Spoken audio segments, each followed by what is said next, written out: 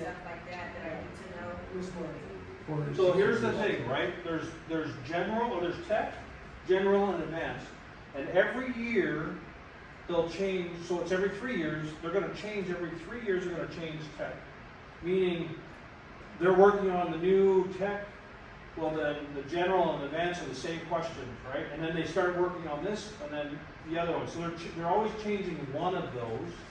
So it's a 3-year rotation. So if you go, that's a great question. If you're going to learn, see what year it is, right? And you might even be sold books that are previous versions. They're not even doing those tests anymore, right? They've changed it. So know that you're practicing, and it gives you the range, 2022 to 2024, 25, right? And it will be right on that information, so you know you're in that range. How long is that hand license good for? 10 years. 10 years. And it's just a renewal. It's you know, there's no CUs, there's no competency checks. It's just keep it going. So on mygmrs.com, does it give you those tests? GMR says There's no test on GMRS. For No hand, test. for amateur radio does. This is in hand, all right? Yep. No, that's all right. Power levels up, 1,500. It can go a lot more, but what is our legal now? 1,500 in the U.S. But I heard Canada is actually 2,000, is it?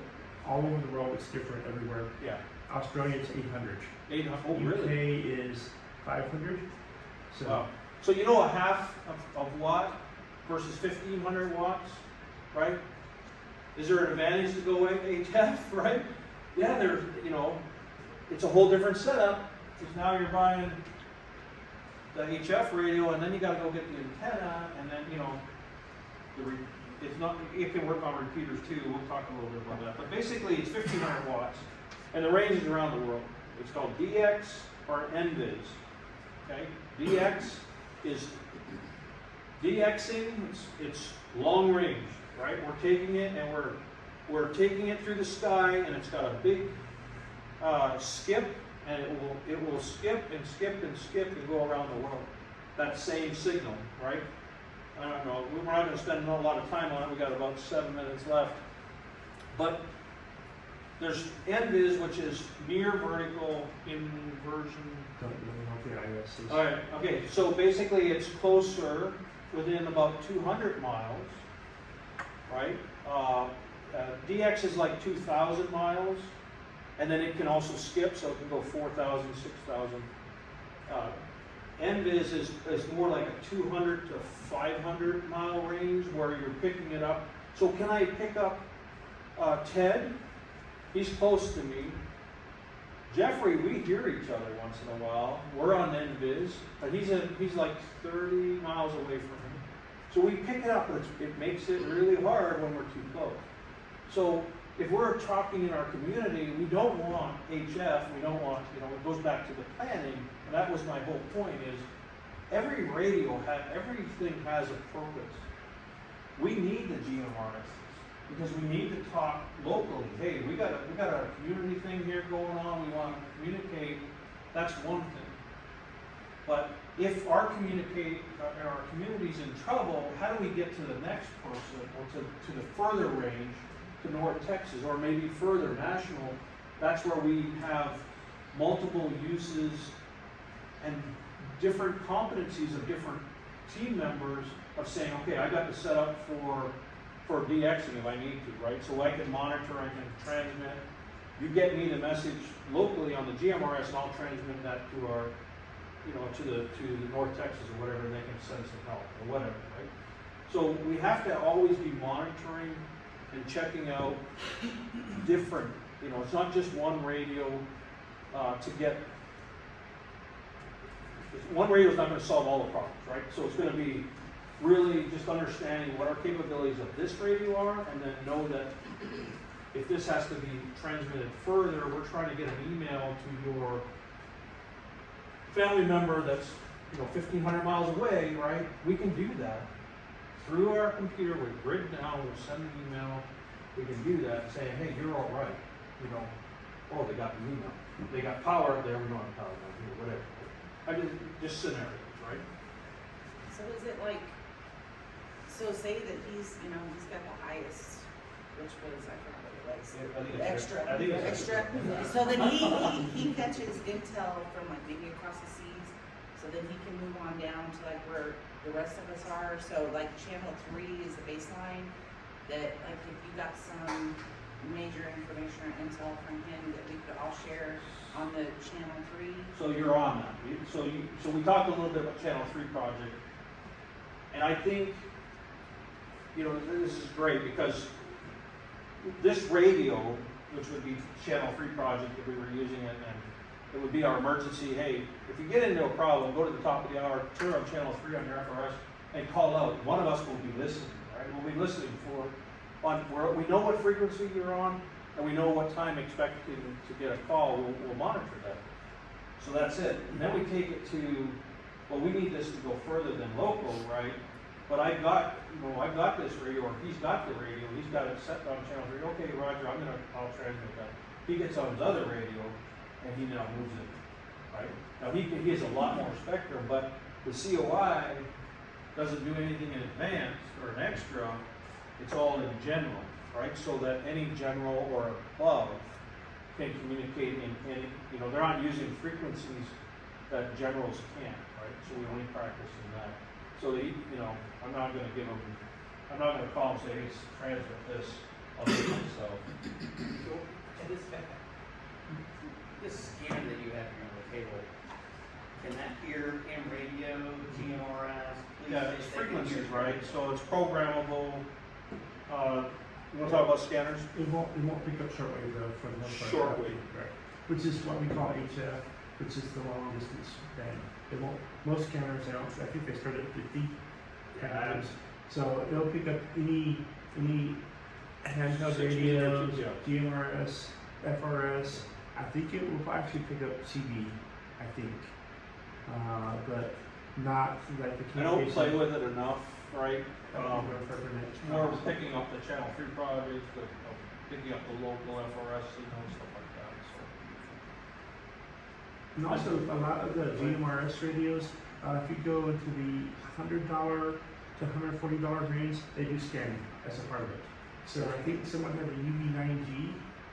The UV9G can scan most of the frequency bands. So you can actually. You don't need a scanner, he's got the scanner and the transmitting. And what is that? That's a GMRS radio. GMRS. And That's the more expensive one.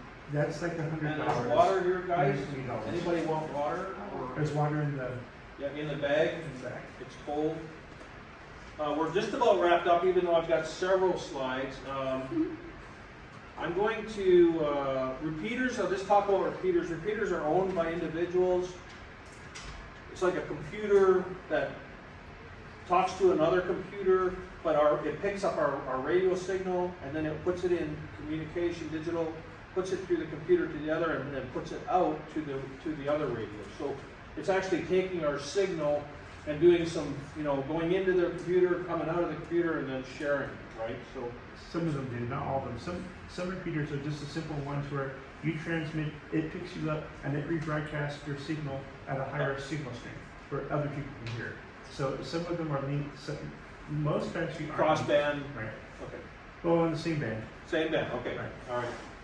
Antenna systems, repeaters, there's benefits, yes. And I guess the biggest thing is there's no benefit if the grid goes down and they don't have battery backup, right? So you can't rely on that. You've got to be ready. We don't know who owns them. You don't know, you get their call sign, whatever. Should your group have one, I hope to have one out there, Fredericksburg property. This is NVIS and DXing, right? Kind of give you a visual of the signal. The layers there, the D, the F1, the F2, those are ionosphere. That's above the atmosphere. We use those to bounce off of. Our signal hits it, comes back down. And, we can go on forever. The frequencies change throughout the day. What will go and hit the ionosphere and drop down, the next it will just penetrate and go through into space. So you've got to learn, that's where the licensing, where you're learning about ham, right, how to get that signal to move around. So basically there's that. I got 24. I want to talk about this because this is important and it affects us, right? And the first part is Kilo Delta 22, or we call it Kilo Delta 22. We don't say 22, or it's Golf Bravo 13. When communicating on this radio, I want to be known as either one of those call signs. Okay, so the first one is Kilo Delta 22, which is his alias for non-licensed required call sign. All right, that's his. He came up with that. I'm going to say Golf Bravo because it's Jerry Bauer, so I use Golf Bravo 13. 13 is because that was the next one in the Amron group. I want to be used by that when you're talking to me on the radio. I don't want you to say, hey, Jerry Bauer at so and such address. I don't want you guys transmitting that. I don't want my name to be put out there. I want an alias. You guys determine who that is, what that is. For whatever reason, right? It's one of those things when you hear somebody, you understand, hey, they don't want their real name. You know, we're starting this Project 3 thing. I'll talk a little bit about, no, let me back up. Let me finish this off. The Whiskey Romeo Tango B, what is that? That's my GMRS license. GMRS. So when you do your GMRS sign in, you'll get a call sign. And that's the call sign you're to use when you're using GMRS. Okay? They may ask you, hey, what's your call sign? And you go, it's Golf Bravo. You know, they're going to know you don't have a GMR license. So just be aware, right? But if you have it, you're going to get it, and that's yours. And that's for your whole family. And then there's the N5 SNT. That's the ham radio, right? So that's his ham call sign, and we are regulated to use it. We're to repeat every 10 minutes in a QSO, and when we're talking to somebody, we're talking, we have to say it within 10 minutes of the time, from time to time, so that it's just part of the regulations, right? And they're pretty heavy on that. So why is it important? Because we don't want to share our personal information. That was one of the biggest things I want you guys to take away is come up with an alias. Come up with what do you want to be called? And that's what we're going to call you, right? We're going to know who that is, right? Once you get, you share that, and it just makes it a lot easier. So Golf Bravo 13 is my name, right? I'm just going and signing stuff now, Golf Bravo. Oh, I can't do that. I got to put my real name down, right? So that was that. I want to touch on this. This is Preppernet. This is the way the organization is pulled out of the SOIs. Basically, we have our families, and our families are working like this, right? So we're working, and that's really covering this kind of radio or the GMRS, and it's really like this. So this answers your question, right? But we've got to get regional. We've got to get 400 miles up to 800 miles up. We're going to have to use a different radio. And so basically, this is Preppernet, and Preppernet has national, regional, where we have regional weekly nets. We're practicing. We have a national weekly net. We're practicing different modes, digital, WinLink, which is email. We can send pictures, voice, CW, Morse code.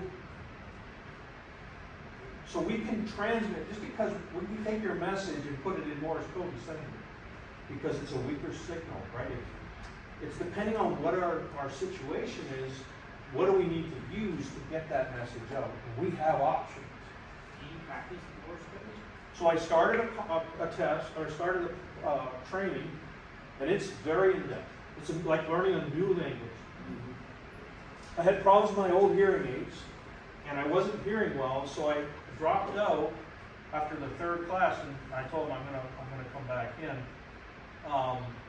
But when you're signing up for Morse code, man, it is very interesting. I had all this set up, and the girls were listening. They're like, shut the door! But it was good, right? So I started, and then I pulled out, and now I got new hearing aids, so now I'm going to get back into it. You don't have to have it to get your license anymore. Not anymore, yeah. I got my first tech license in, actually it was before tech. Right. There was one before tech. Yes. Novice. Novice. In the nineties, and I did 5 words a minute. It expired and I didn't renew it, and so I went back in and I'm a tech now, but it wasn't required. Yeah, it's not required as far